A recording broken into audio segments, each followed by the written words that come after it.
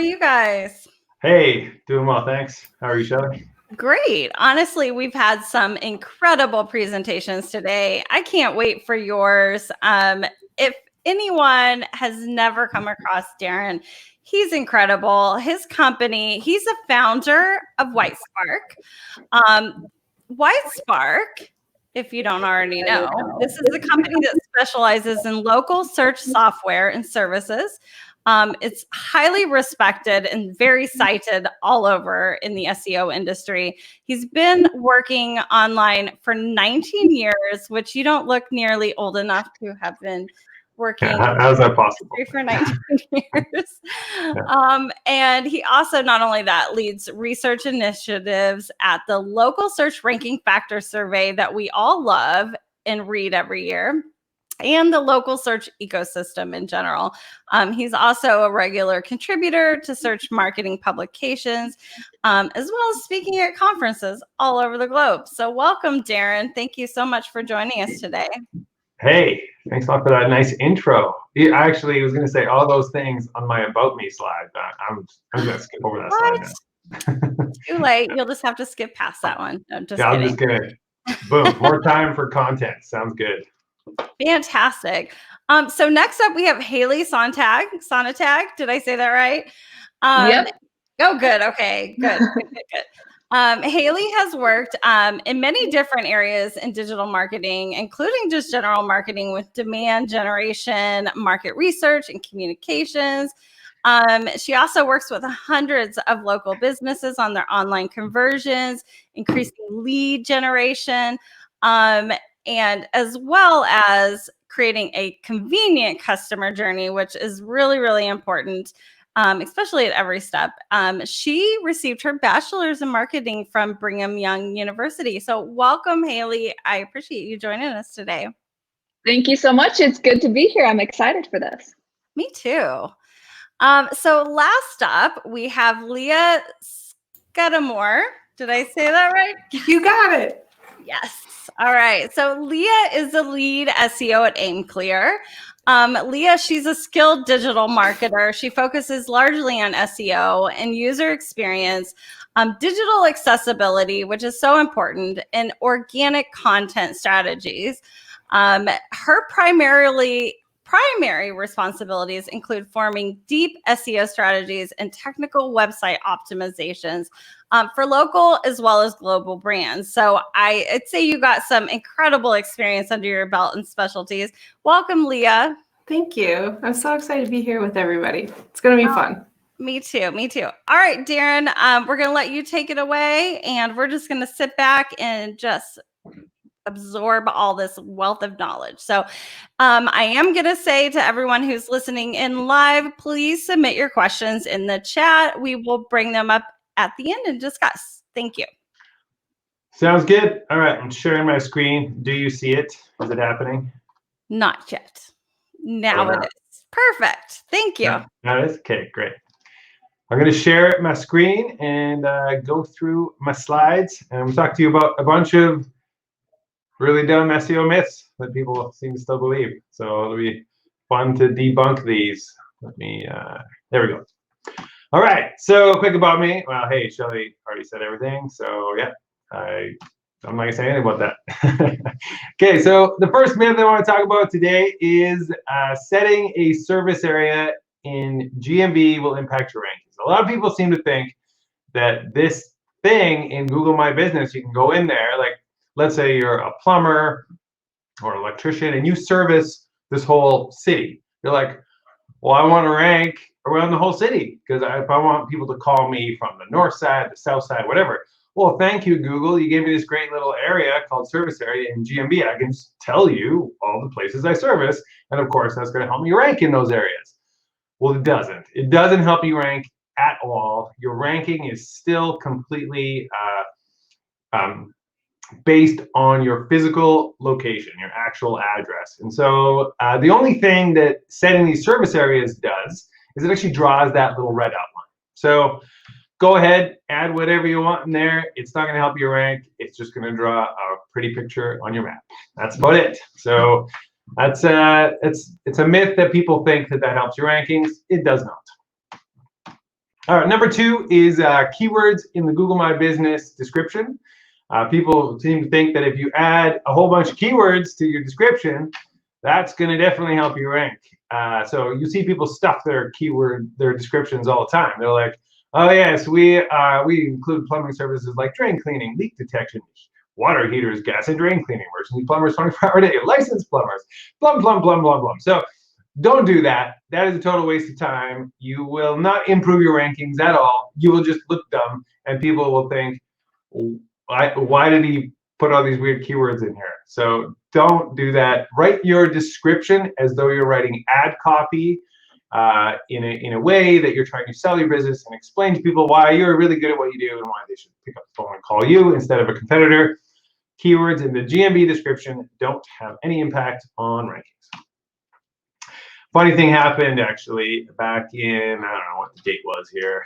Brody tweeted this. This is February 2020. That Google had actually added a little blurb to their help doc saying it'd be easier for the customer to find your listing on Google if your description included Harry's NY Pizza in Dublin, CA, instead of only Harry's Pizza in CA. And so when Google actually put that in their help docs, all the SEOs were like, what the heck? Google, what are you telling people to put keywords in their description for? And so Joy Hoggins, Ben Fisher, a bunch of the Google My Business product experts yelled at Google and said, what are you doing? And they like rolled it back the next day. So yeah, basically it's been tested to death. It has no impact on rankings. Google might tell you, their tech support people or whoever writes these help docs, they may tell you sometimes that it has an impact, but it doesn't. So just don't listen to them. This is an interesting one. Keywords in the owner responses to reviews might impact ranking. So I've heard this, a lot of people have this theory that, well, hey, we know keywords in the reviews will have an impact on ranking, so why don't we just put keywords in my responses? Look at this great response here from this guy here, Mini Digger Hire Board. Nice keyword stuff name too. But oh wait, I mean that's the person who left the reviews name. Anyway, the response, he's like added like 1 million keywords to his response, and so that also just looks stupid, and it doesn't help your rankings. So don't do that either. There's no value in adding owner response or keywords to your owner response. I actually tried it because I heard this. I think it was Noah Lerner. He told me this at like MozCon 2016 or something. He's like, it's a cool idea. You can just put keywords in the owner responses. Like he had heard this as a tip, and I was like, oh my god, that would be so great. So I tried it. I tested it on a whole bunch of different listings. No impact. So don't do it. Waste of time. Myth number 4, people seem to think that adding a call tracking number will have a negative impact on your Google rankings. And I guess in some way it can if you don't do it right. So the way to do it right and to make it so it doesn't hurt your rankings is to add the call tracking number as your primary. That's the number that'll have to show on the listing. But you help Google stay connected to the rest of your local search ecosystem by adding your real number as the secondary number into the additional field. So as long as you do that, it's no problem. And so it's not, adding the call tracking is not going to negatively impact your rankings as long as you do it right, like this. Myth number 5, if you pay for Google ads, your organic rankings will also increase. People seem to think that that is true, and that has been tested to death. There is no direct relation between paying for ads and your organic ranking. So you might see it once in a while in the search results. Like, look at this result here. We got Crowell Law Offices has an ad, and look, they rank number 2. Must be because they're paying Google. No, it's not the case. It's just coincidence, and buying ads doesn't help you rank in the organic results. It definitely helps you rank though. Like, you want to rank number 1, you can buy an ad, but it's not the organic rankings, it's just in the ads. And so the two are not connected. Google even says so themselves. They say, tip, there's no way to request or pay for better local rankings on Google. We do our best to keep the search algorithm details confidential to make the ranking system as fair as possible for everyone. Buying ads doesn't impact your organic rankings. a lot of people think that, oh, they're just so focused on ranking number one. I got to rank number 1 or 2 or 3, whatever, however high you can get. There is value, of course, in ranking because there's great visibility there, but it's not all that matters. Like, this is a really good example. All About Drain Cleaning is ranking number 1 for the term drain cleaning Edmonton. But look at this stupid listing. It's got like one dubious Google review. It's located at a PO box. It has no photos. It's like a street view picture of some industrial complex. There's basically nothing on this. It doesn't have business hours listed. So this listing is ranking number 1. But as if I'm going to call that business. If I'm looking for drain cleaning, they have not sold me. I have no interest in giving them a call. As a consumer, I keep looking through the results. Oh, look at this. Ranking number 4, we have Mr. Rooter Plumbing of Edmonton. 628 reviews. They've got this awesome related to your search Google posts thing that gets pulled in. If you have a lot of posts that are related to the actual search query, that can get pulled in, which is another benefit of doing Google posts. They've got, great photos. They've got question and answers. They've got Google posts, products, all that stuff. This is great. This listing here, I looked at it. I read a few reviews. I was like, yeah, this is a legit business. I'm calling it. So I actually called it. This was a real example that came up in my own Googling for an actual local business. And so I ended up calling a Roto-Rooter, Mr. Rooter. They came over, they did a good job. So anyways, ranking number 1 isn't always what matters. Having a really well optimized, conversion rate optimized listing can be very beneficial, even if you don't rank number 1. Myth number 7, it takes a while to rank an local result. How long does it take?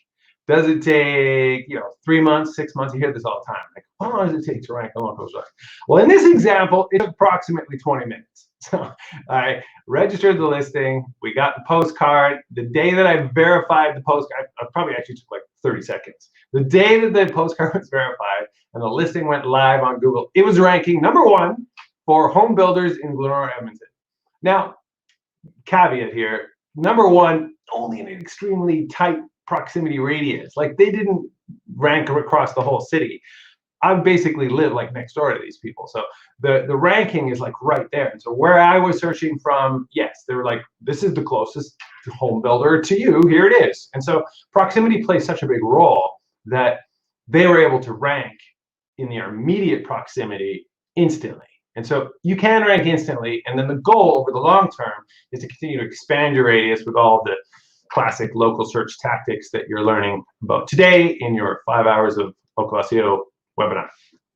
So, but you can rank immediately. So getting that listing up and running is your first go at it, and you'll rank somewhere, but you're going to rank wider over time. Oh my God, this one. Geotagging images. You hear this one all the time too. There's like prominent software companies that are actually pitching this as a thing you got to do. I won't name any names, but this has no impact on ranking. So geotagging images. And what is geotagging image? It means like going into the image metadata. Like, you open up the image in a software system like Exever, and you add metadata to the actual image itself. And then you upload that to Google My Business. That's what people think, right? So I'm going to stuff keywords and my coordinates into my images and then upload those images to Google, and that's somehow going to help me rank better. It doesn't help. It's been tested to death. Here's a recent test by Tim Callert. He tested this, and what he found was, like, some keywords improved, some keywords dropped. Keywords didn't change at all. Basically what you'd expect from any set of keywords that you're tracking. So basically, the conclusion was that there was no impact with all of these keywords he added to images and uploaded.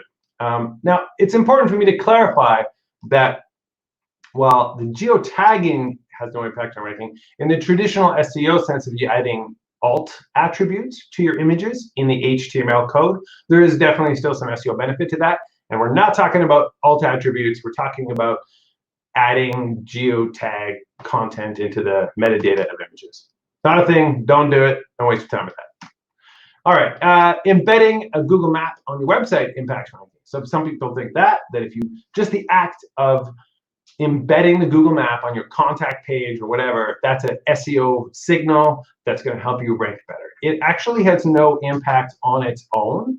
This isn't going to directly impact your rankings. There's no value in the act of placing the map as for an SEO signal. But there actually is a lot of benefits to putting it in terms of conversions, making it easier for people to get driving directions, all that kind of stuff. There's great reasons to do it. Brian Barwood wrote an excellent post about that. I encourage you to check that out.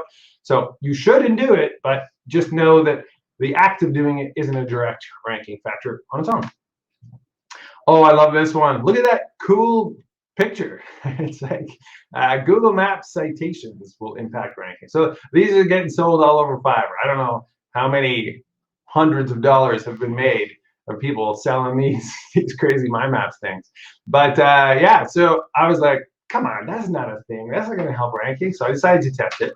And so I ordered this thing here, 28,000. I figured I'm going for all of them. I'm getting as many of these map pins as I can get and see how my rankings skyrocket. I'm going to get #1 ranking. So I ordered it for Shaw Electrical.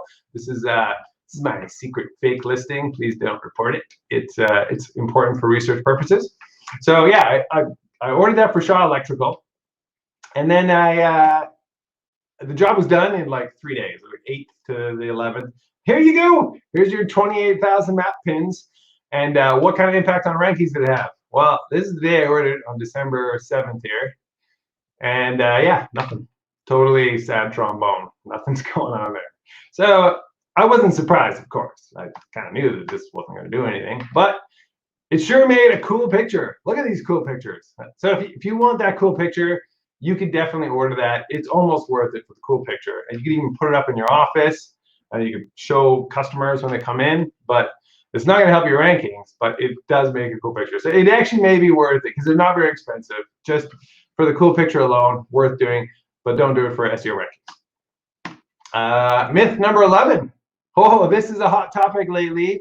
Citations don't matter anymore. You don't even have to worry about citations. So in the latest edition of the local search ranking factors, what are you focusing on less? That was one of the questions I asked the experts. And wow, a lot of citation-related things came up. Consistency of citations, quantity of citations, enhancement, completeness of citations, getting BBB accredited. So like, it was a really strong voice this year from all the experts saying, yeah, citations, not even bothering anymore. And it even came up in the comments a lot, people saying, on the decline, I'm not building citations anymore. You know, I asked like what's some strategies that used to work but don't seem to work anymore. Dan Leibson, he's pretty harsh. He says, can't believe people are still talking about citations. Rank them at the bottom. This is all the effort I can even devote to them. Greg Gifford, who was just on here, maybe he's still listening. He said, citations, they're almost a non-factor. The only times we even worry about them are when it's a brand new business or business that moved recently. All right, so there's a lot of sentiment out there that citations don't matter anymore. But I'm going to call it a myth. I think they do matter. They still have some benefit. I think it's small. Like, I don't want to overstate this. It's not like, citations. They actually used to be amazing. Like back 10 years ago, oh, you want to rank really well? Build out 200 citations. Like, say goodbye to all your competitors. Leave them in the dust. Citations were the bee's knees. They really had an impact. These days, they don't really have an impact anymore. But there are still lots of signs out there that there is some benefit to doing them. So like, for example, we're still getting reports of people reviewing our service at Weispark saying, you know, hey, I ordered citations and rankings went up. I hear it all the time. It's still a thing. People are like, yeah, awesome. We love the work that you did. I also did this awesome case study from MozCon where that business FC development, the one that I showed earlier, that there was a ranking basically instantly. So I did all this work for them to present a case study of taking a business with no online presence whatsoever. And I stepped through all the different things. So I put up a Google listing, I did Google posts, I got them some reviews, and I deliberately spaced out each activity so I could see what was the impact of each of those things. I built them citations, I built them some links, I built them a website. So when I built the citations, I gave it like 2 months to simmer. I'm like, okay, I built a bunch of citations. It simmered for 2 months. We really didn't see much impact. And so you can actually see this in the chart here. This is from our local rank tracking software. We started in February, and then this is how rankings actually went up over the course of the case study. And I presented at MozCon on July 8th. So this is actually when we stopped. I was like, all right, I'm not doing any more free SEO work for you. I did my presentation. And so I stopped doing any SEO work. They didn't touch their SEO after that point. They did no new citations. They got no new reviews. They got no more links. They didn't even touch their website. It just all sat stagnant. But look what happened to their rankings. Their rankings continued to climb. They actually tripled their ranking. They went from basically in like 125 to like over 300 terms ranking. So their rankings continue to grow. And now I'm not going to pin it all on citations, but there is something interesting with citations. This is how long it takes for citations to actually go live. People don't think about this. Like, okay, yeah, I built 200 citations for this business, but it takes a really long time for those to actually have the full impact. Basically, when you build citations, maybe within 1 week, about 40 of them are going to go live. About a month later, 50 of them are live. 3 months later, 65 of them are live. It takes a bit of time because all of these sites, when you make the submissions, they have to get moderated by the people that are moderating all the submissions coming. So they actually won't go live on the website for a long time. And then there's even another factor beyond that, because yes, okay, this listing might have gone live 3 months after I submitted it, but Google doesn't find it for another 6 months, because we're talking about websites that are really deep. They're massive sites, millions of pages with kind of low domain authority. So their crawl budget is low. Google's not crawling deep into these sites. And so it takes a long time for Google to even find and index those citations. The actual typical timeline, I'm guessing, is around 1.5 years from the date you build them all until the dust has settled and Google has found all your citations. So if you think about that timeline, you can almost correlate what's happening here in terms of the timeline. So like all the SEO work stopped, we didn't do anything else, but the citations continue to trickle in and their rankings continue to go up. Now, this is not like a clear-cut case where like, oh, well, it was definitely the citations. It is one potential thought where it's like, do the citations actually have bigger impact? You can't measure them on a small time scale of 2 months. You have to measure them on a larger time scale. Now, of course, the age of the website, the age of the Google My Business listing, the age of other things definitely comes into play here, which is all giving this extra lift. But it's very interesting to think about citations and their impact over a longer time scale. And then my final thing about the benefit of citations still actually mattering is coming up next. I really encourage you to watch Greg Sterling's talk. Greg from Uberall, they've done a really good study. I've seen the data. It's fascinating. It basically shows that businesses that have more citations are generally ranking better than businesses that just have the basics. I'm not going to give more spoilers than that. I encourage you to stick around until the end of this and watch Greg's talk. So that's all I have for the miss. I'm sure you got lots of questions. Love to talk to you about it. Please connect with me on Twitter. I'm at Darren Shaw _ I'm going to add the underscore. You can check out our products and services at whitespark.ca, all kinds of stuff to help you with ranking and local search. And we have a fantastic newsletter at sprk.it/newsletter. Sign up for that and you'll get all my videos and all of our content at Whitespark. So that's my presentation. Fantastic. Wow, thank you. If you want to stop sharing your screen, I have questions. Did it. Chat, so we're going to try to answer as many as we can. So we had Alice Huffmaster. She asked, how do you deal with the name change in Google My Business? Same business, new name, old name has reviews. Old name what? Has reviews. You just change the name. Just go into your listing, change your name. Hey, and if you really want to rank well, stuff with keywords. I'm joking. I'm half joking because, honest to God, it works crazy, and Google's not really policing it. But you run the risk of getting suspended. So don't stuff with keywords if you don't want to get suspended. But generally, it's pretty straightforward. Just go into GMB, change your business name, click save. It'll say under review for about 2 minutes, and then it goes live, and you're like, cool, change my name. That's all it takes. Now you may want to update the primary data sources as well. So the data aggregators, you probably Bing and Apple, like Google doesn't crawl them, but it's good to update those anyways. Facebook, Yelp, they're kind of the primary sites. You don't really have to worry about citation consistency. So it's like, oh no, my name is wrong on myhuckleberry.com. Nobody cares about that, not even Google. So yeah, it's not going to have any impact on your SEO. You don't have to worry about an extensive cleanup. But to change your name in Google, you just do it overnight. Just change the name. Usually it has no impact. Right. I mean, if you're changing your business name, I mean, wink, wink, add some keywords in there. Yeah. Well, and you can put like used to be, business A in a post or in the about, so that it's still showing in there that's like, yeah, we're same great place, just a different name. Good tip. Right. All right. So Antonio asked, does hiding your address negatively affect your rankings for SBA businesses? I want to say no, but I've seen a lot of evidence suggesting yes, which is unfortunate. So it's like I hear a lot of stories of people that are like, well, I had my address visible, but I'm a SAB, I'm a service area business, so I don't care to have my address visible. So they go and hide it, and the rankings tank. And I'm like, what the heck? And so you see it on the forums quite a bit.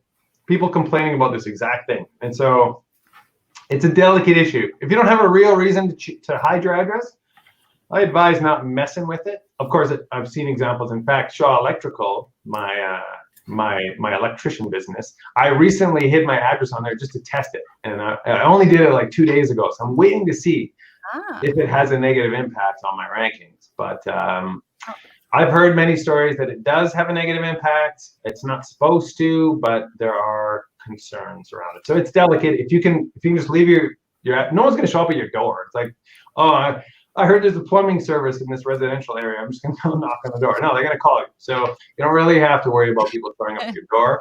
I will tell you, I was like, being in Houston, I'm sure y'all heard about our freeze we had here. My plumbing client, no joke, like had thousands and thousands. We had to shut everything off, like no more calls, no more. Yeah, really? People were showing up at the location. You almost yeah.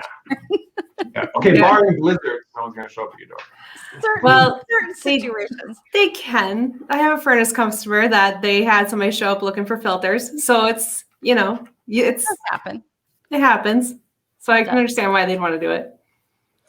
I definitely agree, though. If you have a physical location, don't hide. The only reason I feel like you need to hide it is if you're working from your home and you don't actually have an actual physical brick and mortar location. Even if you don't get people that come to your location, having it there like that.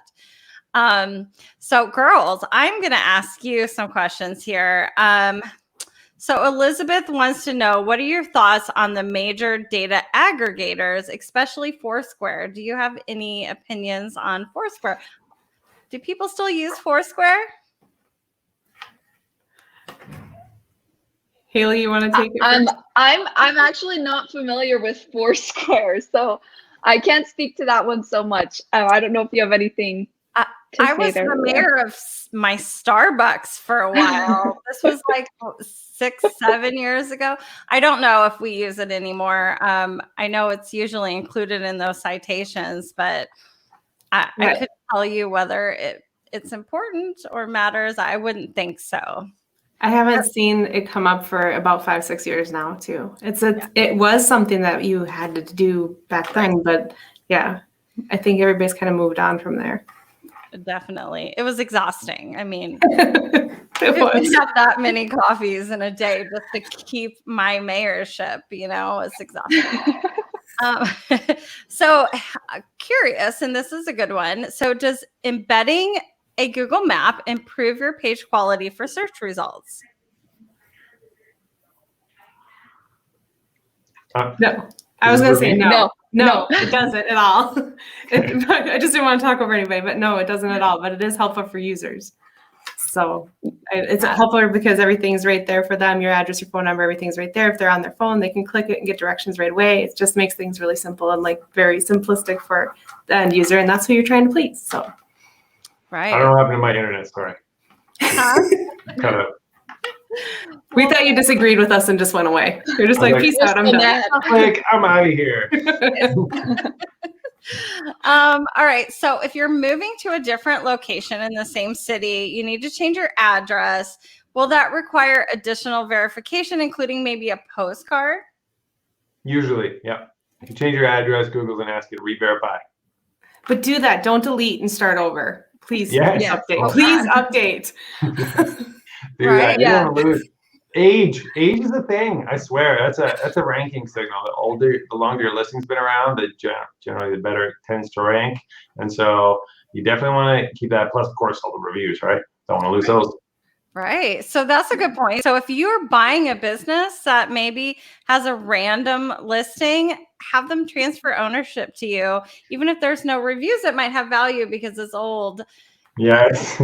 Yes, and it's a little 2-week window, right? It's a little 2-week window where you have to go through the verification steps, but it's worth it to keep that stuff instead of trying to build history and lose what you had.